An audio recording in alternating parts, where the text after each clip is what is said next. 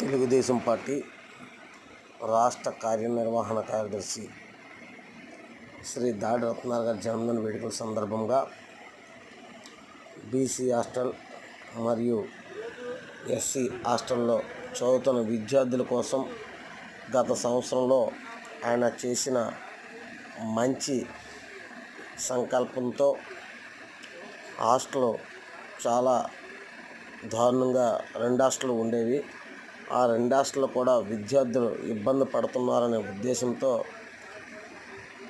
Minimum 2 హాస్టళ్ళు కలిపి సుమారు 9 లక్షల రూపాయలు పైచిలకు ఖర్చు చేసి హాస్టల్కి విద్యార్థులు ఎక్కువ సంఖ్యలో ఈ సంవత్సరం చదువుకోవడానికి రావడం జరిగింది. ఆయనకి మనస్ఫూర్తిగా శ్రీ దాడి రత్నాకర్ గారి జన్మదిన శుభాకాంక్షలు తెలుపుతున్న విద్యార్థులు మరియు హాస్టల్ వార్డెన్లు.